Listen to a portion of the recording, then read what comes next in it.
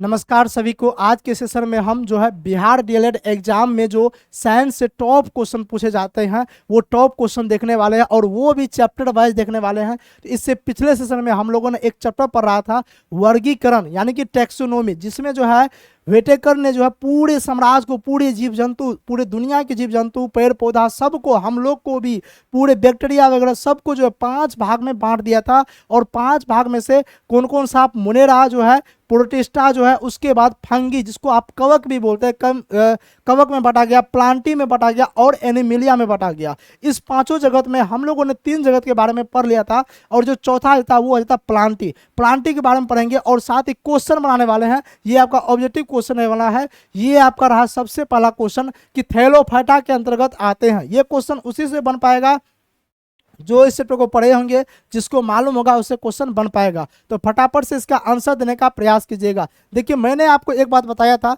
मैंने आपको क्या बताया था कि जो है पूरे प्लांटी का नाम बताए थे कि प्लांटी जो है एक किंगडम है जिसमें टोटल का टोटल पादप जगत को रखा गया था। पादप जगत कहने का मतलब कह सकते हैं पेड़ पौधा को जो है प्लांटी के अंतर्गत रखा गया था और पूरे पेड़ पौधा को जो है 5 भागों में बांटा गया था। एक का नाम था थैलोफाइटा, एक का नाम, देखिए इसको जो है ना आई कलर ने 2 भाग में बांट दिया था, क्रिप्टोगैम और फेनोडोगैम, और जो है लेकिन जो है विटेकर ने इनको 5 भाग में बांट दिया था। तो कौन कौन सा, तो कहिए सर जी एक थैलोफाइटा, एक कौन सा हो जाएगा, कह सर जी थैलोफाइटा, ठीक है। दूसरा कहिए सर जी, दूसरा टेरिडोफाइटा, दूसरा ब्रायोफाइटा, दूसरा कैसा जी, दूसरा जो है ब्रायोफाइटा, और तीसरा कहिएगा तो सर जी तीसरा जो है टेरिडोफाइटा, तीसरा टेरिडोफाइटा, ठीक है क्या जी सर जी। और चौथा अगर बातचीत किया जाएगा तो जिम्नोस्पर्म, चौथा जिम्नोस्पर्म, ठीक है। और पांचवा बातचीत किया जाएगा तो पांचवा जो है एंजियोस्पर्म, पांचवा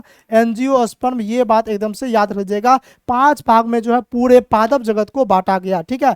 अब इस 5 भाग में हम देखने वाले हैं कि थैलोफाइटा के अंतर्गत कौन कौन से आते हैं, ब्रायोफाइटा के अंतर्गत कौन कौन से आते हैं, टेरिडोफाइटा के अंतर्गत, जिम्नोस्पर्म, एंजियोस्पर्म के अंतर्गत कौन कौन से आते हैं। जिसको थोड़ा बहुत समझ में नहीं आ रहा है तो इसका जो है इससे पहले वाला क्लास देख लीजिएगा, प्लेलिस्ट बना हुआ, उसको जाके देख लीजिएगा। तो क्वेश्चन पूछता है कि थैलोफाइटा के अंतर्गत कौन से आते हैं, सेवाल, लाइकेन, क्लेमाइडोमोनास, इनमें से सभी। तो देखिए थैलोफाइटा के अंतर्गत अगर बातचीत किया जाएगा, थैलो का मतलब होता है थैला की तरह रहेगा, इसमें पत्ती वगैरह सब नहीं रहेगा, लेकिन ये पौधा है लेकिन इसमें पत्ती वगैरह सब नहीं रहेगा। पत्ती वगैरह सब रहेगा क्या, नहीं सर जी पत्ती वगैरह सब इसमें नहीं रहेगा, लेकिन ये क्या है तो कैसा जी, ये अपने आप में पौधा जरूर है। ये अपने आप में क्या है तो कैसा जी, ये अपने आप में पौधा जरूर है। अच्छा, आप सवाल को देखे हैं जिसको कजली बोलते हैं, जिसपे आप पैर रखते हैं एकदम से फिसल के गिर गए, नहीं क्या जी सर जी, वही वाला बात है। लाइकेन हो गया, क्लेडोमोनास हो गया, ये सभी जो है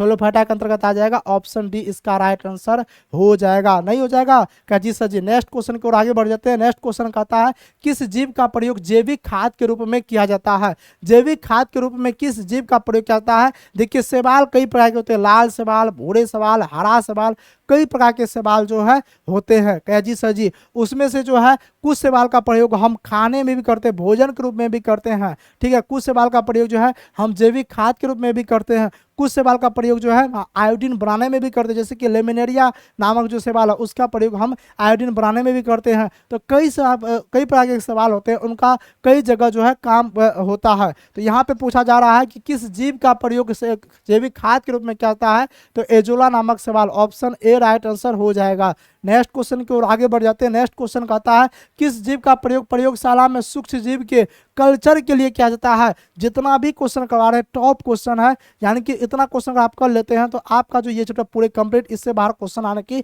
संभावना ही नहीं बनती है। इसलिए जो भी इस चैनल पे नए हैं चैनल को सब्सक्राइब जरूर कर लीजिएगा और बेल आइकन जरूर दबा लीजिएगा, ठीक है।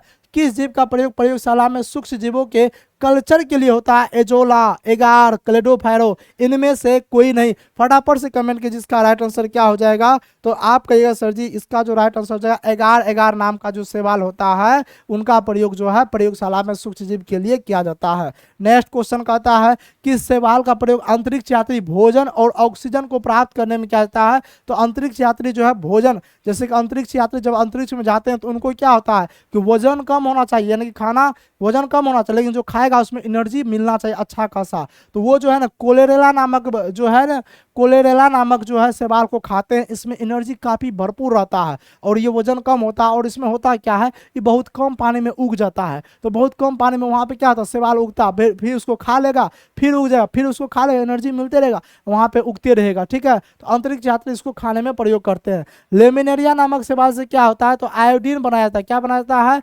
आयोडीन बनाया जाता है। ये सब शैवाल के ही प्रकार है। नेक्स्ट क्वेश्चन की ओर आगे बढ़ जाते हैं। डैश वायु प्रदूषक संकेतक पौधे हैं। देखिए लाइकेन जो होता है ना, वो क्या करता है, शैवाल और कवक के बीच में एक सहजीवी का काम करता है। पूछेगा आपसे शैवाल और जो है शैवाल और कवक के बीच में क्या करता है, तो शैवाल और कवक के बीच में भाई साहब एक सहजीवी का काम करता है। सहजीवी का काम कौन करता है, तो लाइकेन करता है। कौन करता है, लाइकेन करता है। लेकिन लाइकेन में एक खासियत होता है, जहाँ पे जितना बहुत ज़्यादा प्रदूषण रहेगा ना, तो वहाँ पे लाइकेन उगेगा ही नहीं। तो लाइकेन नहीं उगता तो व्यक्ति समझ जाता है कि वहाँ पे प्रदूषण काफ़ी ज़्यादा है। तो क्वेश्चन वही पूछता है कि डैश जो वायु प्रदूषक संकेतक पौधे हैं, ये PYQ क्वेश्चन है, आपके एग्जाम का पूछा हुआ क्वेश्चन है। तो लाइकेन हो जाए, क्या हो जाएगा, लाइकेन क्या है, तो वो जो वायु प्रदूषक संकेतक है। ये पूछा हुआ क्वेश्चन है। लेकिन क्वेश्चन ये भी पूछ सकता है कि शैवाल और कवक के बीच में सहजीवी का काम कौन करता है, तो कौन करता है, लाइकेन करता है। ये बात पे एकदम से याद रख लीजिएगा। ठीक है, क्या जी सर जी। उसके बाद नेक्स्ट क्वेश्चन की ओर आगे बढ़ जाते हैं। शैवाल और कवक का सहजीवी कौन है, अभी जस्ट बताया कौन है, लाइकेन है। ऑप्शन ए राइट आंसर हो जाएगा। जो इस चैनल को सब्सक्राइब नहीं किए हैं अभी, मोरिया सर चैनल को आप लोग सब्सक्राइब जरूर कर लीजिएगा। और जिनको इसका PDF चाहिए, इस बोर्ड का PDF, हाँ PPT वगैरह जो PDF चाहिए, उसके लिए आप क्या कीजिएगा, टेलीग्राम चैनल को आप ज्वाइन कर लीजिए। अभी मोरिया सर टेलीग्राम चैनल है, डिस्क्रिप्शन में लिंक दिया गया है, वहाँ से ज्वाइन कर लीजिए। आपको PDF बिल्कुल फ्री में मिलेगा। डिस्कशन के साथ वाला PDF आपको मिल जाएगा, वहाँ से आप रिविजन कर सकते हैं। तो ये समझ में आ गया क्या जी सर जी। नेक्स्ट क्वेश्चन की ओर आगे बढ़ जाते हैं। और नेक्स्ट क्वेश्चन क्या कहता है, तो कैसा जी, नेक्स्ट क्वेश्चन कहता है निम्नलिखित में से किसे पादप जगत के उभयचर के रूप में जाना जाता है। देखिए थैलोफाइटा से बस उतना ही क्वेश्चन पूछा जाता है कि थैलोफाइटा के अंतर्गत कौन कौन से आते हैं। ठीक है, उसके बाद जो शैवाल वगैरह सब के बारे में थोड़ा बहुत क्वेश्चन पूछता है। अब उसके बाद हम आ जाते हैं कहाँ पे, तो कहिएगा सर जी, उसके बाद आते हैं ब्रायोफाइटा के अंतर्गत आ जाता है। किसके अंतर्गत आ जाएगा, ब्रायोफाइटा। देखिए ब्रायोफाइटा की अगर बातचीत किया जाएगा ना, इसको उभयचर कहा गया। उभयचर कहने का मतलब ये कहा गया कि ये पौधा का, ये पादप जगत का उभयचर ग्रुप ब्रायोफाइटा को कहा गया है। मोस्ट इंपोर्टेंट क्वेश्चन है, ऑप्शन ए इसका राइट आंसर हो जाएगा। और मेरे ख्याल से ये क्वेश्चन पूछा हुआ PYQ क्वेश्चन है। तो ब्रायोफाइटा के अंतर्गत कौन कौन से आते हैं, ठीक है, ये बात थोड़ा पूछता है। और ब्रायोफाइटा के ये बात याद रखिएगा, इसको उभयचर इसलिए बोला था क्योंकि ब्रायोफाइटा जो है ना, जल में भी उग जाएगा। इस तरह के पौधे जल में भी उग जाएगा और स्थल पे भी, यानी कि दलदली वाले इलाका में भी उग जाएगा। तो स्थल और जल दोनों में रहता है, उसको हम उभयचर बोलते हैं। नहीं जी सर जी। जैसे कि एम्फीबिया, जंतु जगत में एम्फीबिया वर्ग जो कि स्थल और जल दोनों में रहते हैं, जिसके मेढक स्थल और जल दोनों में रहते हैं, तो मेढक को हम उभयचर प्राणी बोलते हैं। उसी तरीके से पौधे में पूछेगा आपसे उभयचर कौन होता है, तो पौधे में ब्रायोफाइटा क्या होता है, उभयचर होता है। ठीक है, क्या जी सर जी। नेक्स्ट क्वेश्चन की ओर आगे बढ़ जाए। नेक्स्ट क्वेश्चन कहता है निम्न में से कौन ब्रायोफाइटा है, रिक्सिया, मॉस, मार्केसिया, इनमें से सभी। ब्रायोफाइटा कौन कौन सा है इसमें से, आपको फटाफट से कमेंट करना है। तो कहे सर जी रिक्सिया, मॉस, मार्केसिया सब ब्रायोफाइटा है, तो इनमें से सभी, इसका ऑप्शन डी इसका राइट आंसर हो जाएगा। नेक्स्ट क्वेश्चन की ओर आगे बढ़ जाए। नेक्स्ट क्वेश्चन कहता है निम्न में से किसमें संवहन तंत्र नहीं पाया जाता है। देखिए संवहन तंत्र मतलब यानी कि जाइलम फ्लोएम हो गया। क्या हो गया, तो आप कहे सर जी जाइलम और जो है फ्लोएम हो गया, उसी को हम संवहन तंत्र बोलते हैं। तो संवहन तंत्र किसमें नहीं पाया जाता है, तो संवहन तंत्र देखिए ब्रायोफाइटा और थैलोफाइटा में नहीं पाता।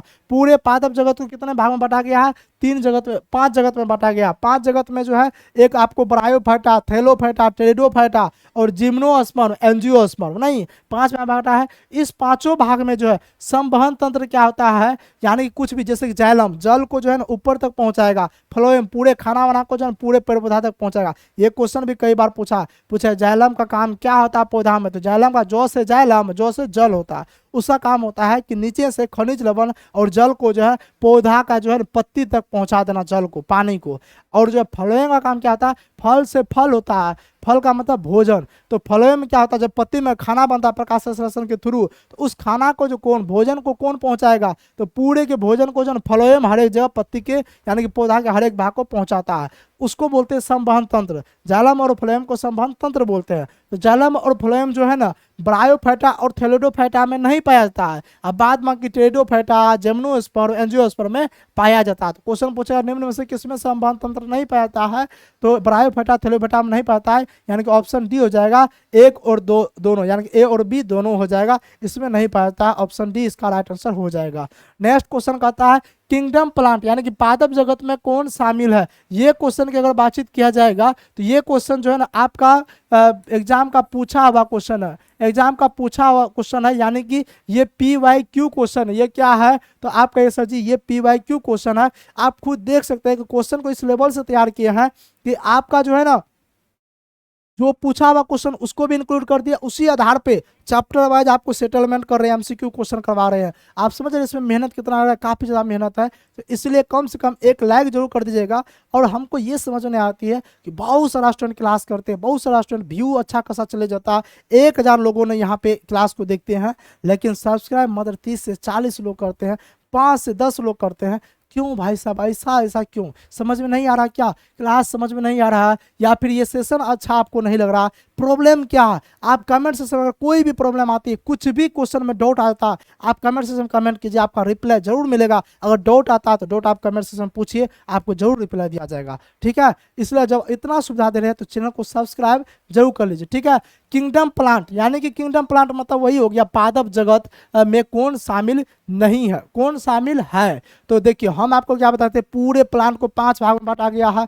कौन कौन सा, Thallophyta, bryophyta, pteridophyta, gymnosperm, angiosperm, ये पांचों जो है प्लांटे के अंतर्गत आएगा। तो भाई साहब इसमें कौन कौन, थैलोफाइटा, ब्रायोफाइटा, हाँ ये तो एकदम से आएगा, टेरिडोफाइटा आएगा, बिल्कुल आएगा, जिम्नोस्पर्म, एंजियोस्पर्म बिल्कुल आएगा। आप कहे सर जी यहाँ पूछ दिया सेबाल, सर सेबाल थोड़े आएगा, बिल्कुल आएगा। कैसे आएगा समझिए, हम आपको क्या बताए थे कि थैलोफाइटा के अंतर्गत ही सेबाल आता है, थैलोफाइटा के अंतर्गत ही शैवाल आता है। तो जब थैलोफाइटा पादप जगत का समूह है तो शैवाल पादप जगत का समूह नहीं हुआ। जी सर जी बिल्कुल हो गया, हुआ कि नहीं हुआ, अरे बोलिए ना हुआ कि नहीं हुआ, कहेगा जी सर जी बिल्कुल हो गया। इसका राइट आंसर क्या हो जाएगा, इनमें से सभी हो जाएगा, ऑप्शन डी इसका राइट आंसर हो जाएगा। मतलब Thallophyta, bryophyta, pteridophyta, gymnosperm, angiosperm और जो है शैवाल, ये सब हो जाएगा।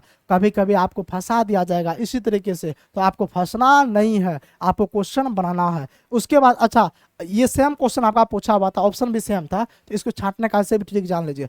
5 को मालूम था ना कि Thallophyta, Bryophyta, gymnosperm, angiosperm, pteridophyta, जब सब था तो इनमें से सभी मारिए ना, बात खत्म कीजिए। नेक्स्ट क्वेश्चन क्या कहता है, कहता है कुछ संवहनी पौधे जो है बीज पैदा करते हैं लेकिन फल नहीं, वो समूह किससे संबंधित है, वो समूह किससे संबंधित है। देखिए यहाँ पे एकदम से आप समझने का प्रयास कीजिएगा। ब्रायोफाइटा, पहली बात तो जान लीजिए कि ब्रायोफाइटा जो है संवहनी पौधा है नहीं, क्योंकि ब्रायोफाइटा में जो है संवहन तंत्र नहीं पाया जाता है। हमने अभी आपको तुरंत समझाया था कि संवहन तंत्र किसमें पाया जाता है, तो हम आपको समझाए थे कि संवहन तंत्र जो है वो थैलोफाइटा और ब्रायोफाइटा में नहीं पाया जाता है, बाद बाकी तीनों में पाया जाता है। तो ब्रायोफाइटा होगा इसका आंसर, कहिए नहीं सर जी नहीं होगा, तो क्या हो जाएगा, जिम्नोस्पर्म हो जाएगा। क्या हो जाएगा, जिम्नोस्पर्म, ऑप्शन सी हो जाएगा। देखिए इसको बोलते हैं अनावृत बीजी बोलते हैं, नहीं इसमें क्या होता है, इस बीज पैदा तो करते हैं लेकिन इसमें फल नहीं होता, बीज होगा लेकिन ऐसे पौधे में फल नहीं पाया जाएगा। इसको हम क्या बोलेंगे, तो इसको आप कहिए सर जी जिम्नोस्पर्म बोलेंगे। क्या बोलेंगे, जिम्नोस्पर्म बोलेंगे। आवृत बीजी में क्या होता है कि एकदम से बीज भी रहेगा और फल भी रहेगा, उसको आवृत बीजी बोलते हैं, इसको अनावृत बीजी बोलते हैं, ठीक है। इसी को इंग्लिश में एंजियोस्पर्म बोलते हैं। नेक्स्ट क्वेश्चन है अनावृत बीजी है, इनके बीज आवरण से ढका नहीं होता है, तो हाँ जी भाई साहब बिल्कुल सही बोले हैं। जिम्नोस्पर्म को ही हम क्या बोलते हैं, जिम्नोस्पर्म को ही जो है ना हम अनावृत बीजी बोलते हैं। तो अनावृत बीजी क्या होता है, इनके बीज आवरण से ढका नहीं होता, नहीं होता है। इनमें फूल का अभाव होता है, हाँ फूल का अभाव होता है, इसमें फूल नहीं होता। साइकस एवं पाइकस इसके उदाहरण है, हाँ जी साइकस एवं पाइनस हो जाएगा। क्या हो जाएगा, पाइनस इसके उदाहरण है। क्या जी सर जी, तो इनमें से सभी इसका राइट आंसर हो जाएगा, ऑप्शन डी इसका राइट आंसर हो जाएगा। नेक्स्ट क्वेश्चन की ओर आगे बढ़ जाते हैं। निम्नलिखित में से किसे जीवित जीवाश्मों के अंतर्गत वर्गीकृत किया गया? पाइनस को, साइकस को, सेलिजला को, सेंडरस को। इस क्वेश्चन की बातचीत किया जाएगा। तो ये क्वेश्चन आपके एग्जाम का पूछा हुआ क्वेश्चन है, यानी कि PYQ क्वेश्चन है, ठीक है। हाँ, तो इसका राइट आंसर क्या हो जाएगा? क्या हो जाएगा? फटाफट से कमेंट कीजिए। तो इसका राइट आंसर क्या हो जाएगा? कहिए सर जी, इसका जो राइट आंसर हो जाएगा ना, वो हो जाएगा साइकस हो जाएगा। क्या हो जाएगा? साइकस हो जाएगा। ऑप्शन बी इसका राइट आंसर हो जाएगा। नेक्स्ट क्वेश्चन की ओर आगे बढ़ जाते हैं। पादप जगत का सबसे बड़ा समूह कौन सा है? बहुत मोस्ट क्वेश्चन, VVI क्वेश्चन है। ये क्वेश्चन आपका एग्जाम का पूछा हुआ नहीं है, लेकिन हाँ इतना बोलते हैं कि इतना VVI है कि हो सकता है अब की बार आपके एग्जाम में ये क्वेश्चन देखने को मिल जाएगा कि पादप जगत का सबसे बड़ा समूह कौन सा है? तो एंजियोस्पर्म हो जाएगा। कौन सा? एंजियोस्पर्म है। ऑप्शन बी राइट आंसर हो जाएगा, क्योंकि एंजियोस्पर्म में जो है ना सब कुछ पाया जाता है, सब कुछ पाया जाता है। यानी कि इसी का उदाहरण क्या है? आम, इमली, कटहल, ये सब पूरे विकसित पौधा है, मतलब सबसे बड़ा पौधा है। नहीं है क्या जी सर जी? तो इसलिए जो है हम इसको क्या बोले? एंजियोस्पर्म को पादप जगत का सबसे बड़ा समूह बोलते हैं। नेक्स्ट क्वेश्चन की ओर बढ़ते हैं। एंजियोस्पर्म है, इसमें आवृत्त बीजी कहा जाता है। हाँ जी, एंजियोस्पर्म को क्या कहा जाता है? तो एंजियोस्पर्म को ही हम आवृत्त बीजी बोलते हैं। इनमें बीज का विकास अंडाशय के अंदर होता है, जो बाद में फल बन जाता है। बिल्कुल सही है, यानी कि एंजियोस्पर्म में फल होता है, और जो है इसमें बीज का विकास अंडाशय के अंदर होता है, जो बाद में क्या होता है? फल बन जाता है। जैसे कि आम, मूंग, फल इसके उदाहरण है। आम, मूंग क्या, जितने भी दाल है, मूंग दाल, जिस दाल में क्या कहिए सर जी? मटर का, चना का दाल हो गया, खेसारी का दाल हो गया, नहीं क्या जी सर जी? तो ये सब जितने भी फल, जितना भी हो गया, जितना भी फल आप एकदम से उठा लीजिए। आम जो हो गया, उसके बाद कटहल हो गया, उसके बाद सेब हो गया, संतरा हो गया, जितने भी कटहल हो गए, ठीक है। यानी कि जितने भी विकसित पौधा देखते हैं, जितने भी बड़े बड़े पौधा, विकसित पौधा देखते हैं, वो सब के सब एंजियोस्पर्म, और ये सबसे विकसित भी है, इसलिए हम इसको क्या बोलते हैं? पादप जगत का सबसे बड़ा समूह भी बोलते हैं। तो इसका राइट आंसर क्या हो जाएगा? इनमें से सभी इसका राइट आंसर हो जाएगा। ऑप्शन डी इसका राइट आंसर हो जाएगा। नेक्स्ट क्वेश्चन की ओर आगे बढ़ते हैं। नेक्स्ट क्वेश्चन क्या करता है? अच्छा, समझ में आ रहा है कि नहीं आ रहा समझ? हमको ये बात बताइए ना।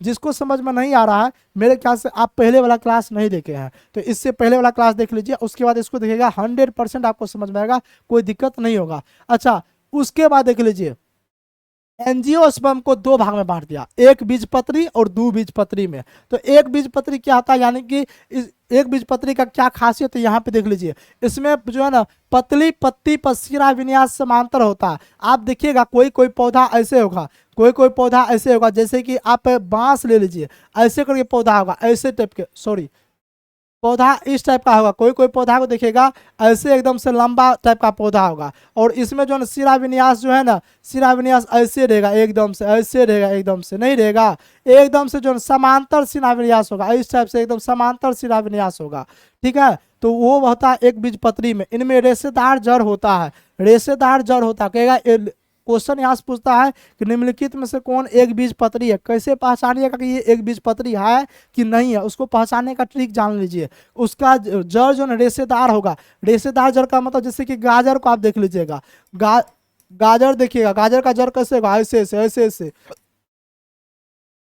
गाजर का तो नहीं कहिए, सलजम का कहिए। हाँ, सलजम का जड़ देखिए ऐसे ऐसे एकदम से होगा। चुकंदर का भी जड़ देखिएगा एकदम से ऐसे ऐसे होगा। क्या जी सर जी? जैसे कि धान का, हाँ सबसे बढ़िया उदाहरण क्या है? धान। धान कभी रोपे हैं, रोपिएगा, रोपने के बाद जब काटिएगा तो उसका जो उखाड़िएगा तो देखिएगा जड़ कैसा रहेगा? ऐसे ऐसे रहेगा। तो इसको बोलते हैं रेशेदार जड़। जैसे कि घास हो गया, बांस हो गया, नारियल हो गया, ताड़ हो गया, ईख केतारी का हो गया, ठीक है। हाँ, केतारी जिसको गन्ना बोलते हैं, गेहूं हो गया, ये सब का जड़ रेशेदार होगा। इस सब का पतला जो क्या कहते हैं, पत्ता जो होगा ना, वो पतला पतला पत्ता होगा। ऐसा नहीं कि इतने बड़ा पत्ता होगा, नहीं, एकदम से पतला। बांस का पत्ता देखिए एकदम पतला, धान का एकदम, और उसके बाद उसके समांतर शिरा विन्यास होगा, ठीक है। ये सब एक बीजपत्री का जो है ये सब लक्षण है, और इसका उदाहरण ये सब है। तो इसका राइट आंसर क्या हो जाए? इनमें से सही हो जाए। ऑप्शन डी इनमें से सही हो जाएगा। अब उसके बाद आते हैं द्विबीजपत्री। द्विबीजपत्री जिसको इंग्लिश में बोलते हैं डाइकोटिलिडन्स बोलते हैं।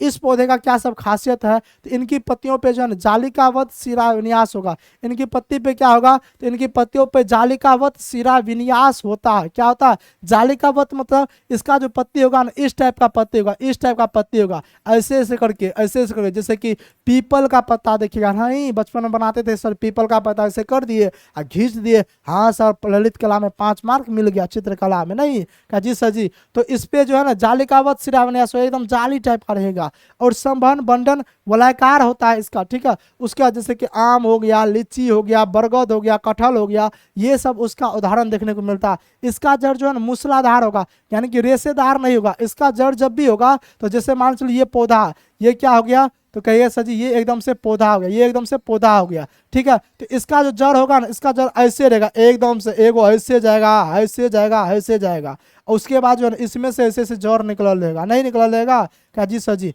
यानी कि अगर ऐसे नहीं समझ में आता तो ऐसे समझिए, इसका जड़ एगो ऐसे सीधे जाएगा, इसका जड़ जो है ना, इसका जड़ ऐसे रहेगा सीधे, एगो ऐसे रहेगा, इसमें से थोड़ा बहुत जड़ ऐसे निकल रहेगा, नहीं इसको क्या बोलते हैं, मूसला जड़ बोलते हैं, ठीक है। ये सब इसमें खासियत रहता है, ये सब इसमें पाया जाता है, क्या जी सर जी। इसका उदाहरण क्या हो जाएगा, आम लीची कटहल हो जाएगा। इनमें से सभी ऑप्शन डी इसका राइट आंसर हो जाएगा। नेक्स्ट क्वेश्चन देखते हैं, प्राकृतिक पर्यावरण में क्या सम्मिलित होता है, पूछा हुआ क्वेश्चन है, यानी कि PYQ क्वेश्चन है, PYQ क्वेश्चन है।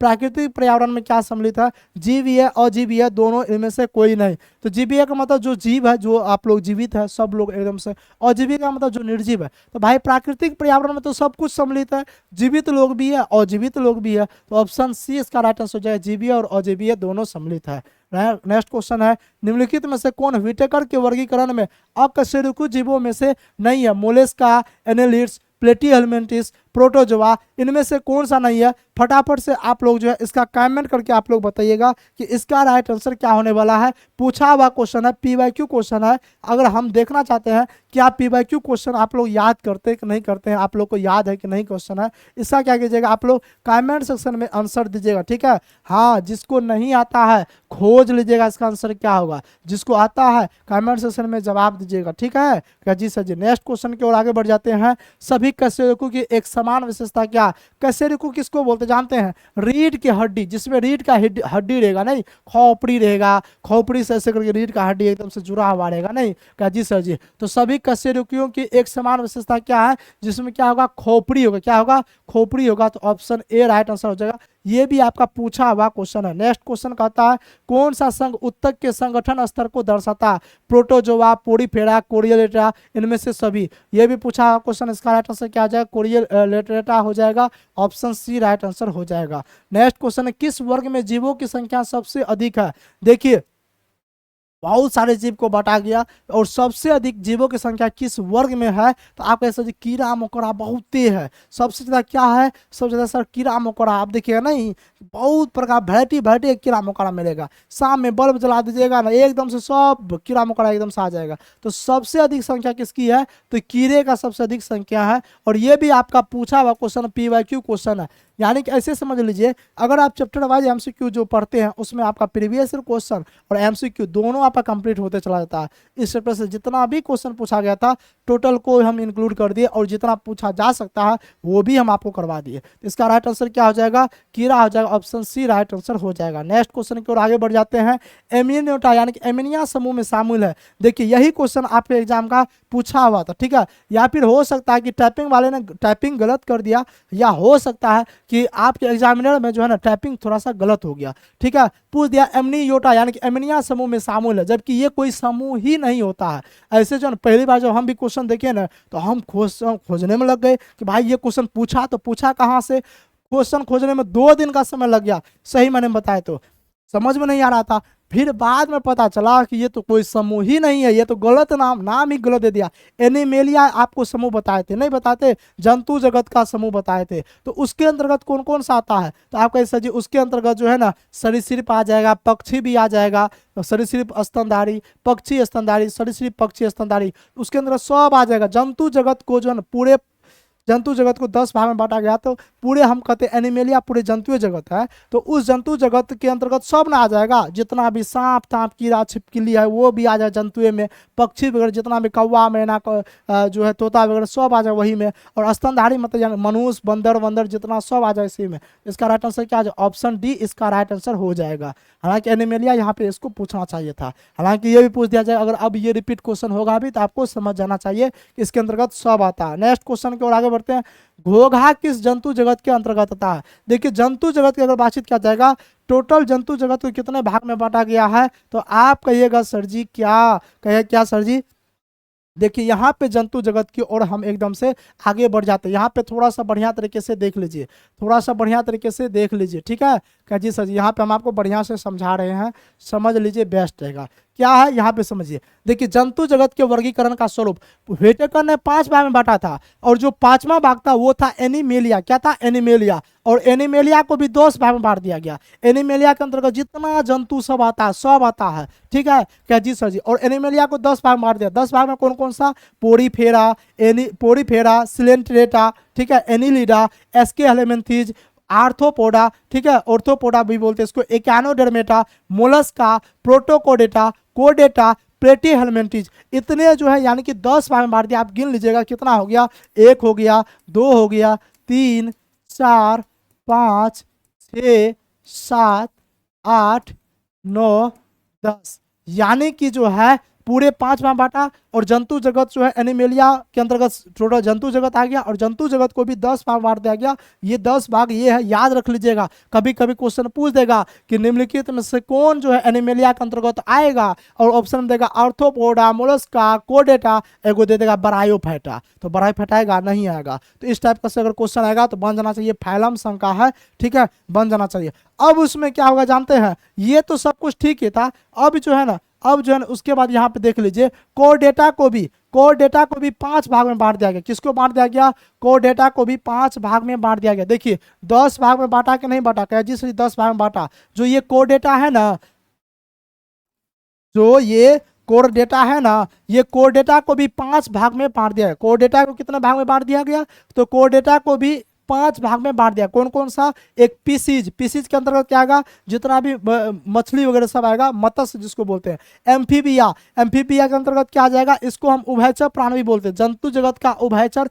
एम्फीबिया को बोलते हैं। इसी के अंतर्गत मेढक वगैरह सब आएगा, जो जल और स्थल दोनों पे रहता है। उसके बाद रेप्टिलिया के अंतर्गत क्या सब आएगा? तो रेप्टिलिया के अंतर्गत छिपकली वगैरह सब, सांप वगैरह सब आ जाएगा। एविज के अंतर्गत क्या आ जाएगा? तो एविज के अंतर्गत आ जाएगा पक्षी वगैरह सब, तोता मैना कौवा सब एविज के अंतर्गत आ जाएगा। ध्यान से सुनिएगा, क्वेश्चन पूछ देगा, क्वेश्चन पूछेगा निम्नलिखित में से कौन एविज के अंतर्गत आएगा? तोता मैना कौवा, हाँ जी पक्षी आएगा। एविज का मतलब ये होता है पक्षी, एविज का मतलब ये क्या होता है? पक्षी, सब पक्षी आ जाएगा एविज के अंतर्गत। सब सरीसृप किसके अंतर्गत आ जाएगा? रेप्टिलिया के अंतर्गत। उभयचर जितने भी है, उभयचर किसके अंतर्गत आ जाएगा? एम्फीबिया के अंतर्गत। जितने भी मछली वगैरह है किसके अंतर्गत आ जाएगा? मत्स्य स्पीसीज के अंतर्गत आ जाएगा। और मेमेलिया मतलब स्तनधारी, क्या बोलते हैं? स्तनधारी। और स्तनधारी जैसे कि मनुष्य भी, स्तनधारी किसको बोलते हैं? जिसके पास स्तन होता है, यानी कि जो बच्चे को जन्म देते हैं। और जो है आप कहें सर जी पुरुष तो स्तनधारी नहीं है, मतलब जोड़े में से किसी एक के पास, ठीक है। और यानी कि डाइट में हम ये समझिए कि जो बच्चे को जन्म देते हैं और बच्चे को दूध पिलाते हैं उसको हम स्तनधारी बोलते हैं, ठीक है क्या जी? सर जी तो स्तनधारी जो है वो भी आ जाएगा कोर्डेटा के अंतर्गत। तो आपसे पूछेगा बताइए मनुष्य किसके अंतर्गत आ जाएगा? कोर्डेटा के अंतर्गत आएगा, नहीं आएगा क्या जी? सर जी बिल्कुल आ जाएगा। और ऐसे पूछे एनिमेलिया के अंतर्गत, हाँ एनिमेलिया के अंतर्गत आ जाएगा मनुष्य, क्योंकि एनिमेलिया को 10 भाग में बांटा, 10 को 5 भाग में बांट दिया गया, ठीक है। इसको जिसको नोट डाउन करना नोट डाउन कर लीजिए, या तो आपको पीपीटी मिल ही जाएगा। तो कोर्डेटा को जो है कितने भाग में बांटा गया? कैसा जी? 5 भाग में बांटा गया है। कौन कौन सा? Pisces, Amphibia, Reptilia, Aves, Mammalia, एकदम से ये बात याद रख लीजिएगा। चलिए अब हम क्वेश्चन बनाते हैं कि घोंघा किस जंतु जगत के अंतर्गत रखा गया? जंतु जगत पूछा है, तो जंतु जगत मोलस्का, कोडेटा, एनिलिडा, पोरीफेरा किसके अंतर्गत रखा गया है? फटाफट से इसका कमेंट कीजिए। तो कहिए सर जी घोंघा को जो है मोलस्का के अंतर्गत रखा गया है, ऑप्शन ए राइट आंसर हो जाएगा। उसके बाद क्वेश्चन है कोडेटा के अंतर्गत आएगा, तो कोडेटा के अंतर्गत मत्स्य आ जाएगा, एम्फीबिया, हाँ एम्फीबिया भी आएगा, रेप्टिलिया, एविज, मेमेलिया। अभी जस्ट बताया ना कि कोडेटा को 5 भाग में बांटा गया है, मत्स्य, एम्फीबिया, रेप्टिलिया, एविज, मेमेलिया, ये पांचों आ जाएगा कोड डेटा के अंतर्गत? ऑप्शन डी राइट आंसर हो जाएगा। पूछेगा मनुष्य, बंदर, ये सब किसके अंतर्गत आएगा? तो कैसे जी कोड डेटा के अंतर्गत आएगा। नेक्स्ट देख लेते हैं, एस्केरिटीज, Wuchereria, hook worm, pin worm किसके अंतर्गत आएगा? प्लेटी हेलमिंथीज, एस्केलेमिंथीज, आर्थ्रोपोडा, इनमें से कोई नहीं। इसका राइट आंसर फटाफट से कमेंट करके बताइएगा किसके अंतर्गत आ जाएगा। तो कैसे जी एस्के हेलमिंथीज के अंतर्गत आ जाएगा। किसके अंतर्गत आ जाएगा? तो एस्के हेलमिंथीज के अंतर्गत आ जाएगा। तो यहाँ पे टोटल आज के सेशन में हम लोगों ने 25 क्वेश्चन देख लिया। तो 25 क्वेश्चन हम लोगों ने पिछले सेशन में देखा था और 25 क्वेश्चन हम लोगों ने इस वाले सेशन में देखा है। तो टोटल 50 क्वेश्चन इस चैप्टर से बना है। चैप्टर थोड़ा सा बड़ा था। अच्छा, रिवीजन करवा दो लास्ट में। तो चलिए, अगर आप लोग बोल रहे हैं तो हम क्या करवा रहे हैं, एकदम से आपको रिवीजन करवाते हैं। कहीं कोई दिक्कत वाली बात नहीं है। 2 मिनट कथा सुनिए, पूरी रिवीजन हो जाएगा। देखिए, पूरे जीव जंतु जो है ना, पूरे जीव जंतु बहुत सारा जो कीड़ा मकोड़ा, बैक्टीरिया, मानव, तोता, मैना, कौवा, मछली वगैरह बहुत सारा जीव जंतु है। तो सब लोगों ने सोचा इसको कैसे हम पढ़ेंगे। पढ़ने के लिए इसको बांटना पड़ेगा। बांटने के लिए सबसे पहले अरस्तु ने सोचा बांटने के लिए, लेकिन अरस्तु से नहीं हो पाया। उसके बाद जो है ना लिनियस आया, जिसको वर्गी का पिता भी कहा था, लिनियस से भी नहीं हो पाया। उसके बाद कौन आया भाई साहब? तो कहिएगा सर, उसके बाद व्हिटेकर आया। बोला कि अच्छा हम समझाते हैं। व्हिटेकर ने बोला पूरे जीव जंतु को 5 भाग में हम बांट रहे हैं, और 5 भाग में बांटा गया, मोनेरा, प्रोटिस्टा, और उसके बाद जो है फंगी, कवक, यानी कि उसके बाद प्लांटी, और उसके बाद एनिमिलिया। तो जिसको 5 भाग में बांटा गया, तो 5 भाग में जो है मोनेरा, प्रोटिस्टा, फंगी, ये तो 3 भाग रहा ही रहा। जो 2 भाग बच गया, 2 भाग कौन कौन सा बच गया? तो आप कहिए जी प्लांटी। अब प्लांटी के अंतर्गत पूरे पादप जगत को रख गया। बोला जितना भी पेड़ पौधा है सबको प्लांटी के अंतर्गत रख देते हैं। तो पूरे पादप जगत को 5 भाग में बांट दिया गया। कौन कौन सा? Thallophyta, Bryophyta, Pteridophyta, gymnosperm, angiosperm. अब उसके बाद आता है एनिमेलिया। पूरे एनिमेलिया के अंतर्गत जो है ना 10 भाग को बांट दिया। एनिमेलिया के अंतर्गत जितने भी जंतु जगत, जितने भी जंतु वगैरह सब थे, सबको एनिमेलिया के अंतर्गत रख दिया गया। जैसे कि मनुष्य सब तो जंतु है, सबको इसके अंतर्गत रख गया। एनिमेलिया को 10 भाग में बांट दिया गया। उसमें से एक है कोडेटा। कोडेटा को फिर 5 भाग में बांट दिया गया। और कोडेटा के अंतर्गत जो 5 भाग बांटा, जिसमें मछली वगैरह सबको, रेप्टिलिया को, उभयचर, एम्फीबिया को रखा गया। उसके बाद कहिएगा सर जो स्तनधारी को रखा गया, नहीं, इन सबको रखा गया। तो इस तरीके से देखिएगा तो पूरे वर्गीकरण आपका यहाँ पे समाप्त हो रहा है। ये चैप्टर आपका बिल्कुल पूर्णतः समाप्त हो चुका है। सेशन अच्छा लगा हो तो सेशन को एक बार क्या कीजिएगा, एकदम से लाइक कर दीजिएगा, और चैनल पर जो पहली बार है चैनल को सब्सक्राइब जरूर कर दीजिएगा। मिलते हैं नेक्स्ट सेशन में एक नए जोश जुनून के साथ, एक नई उम्मीद के साथ। तब तक के लिए बने रहने के लिए तहे दिल से धन्यवाद। जय हिंद।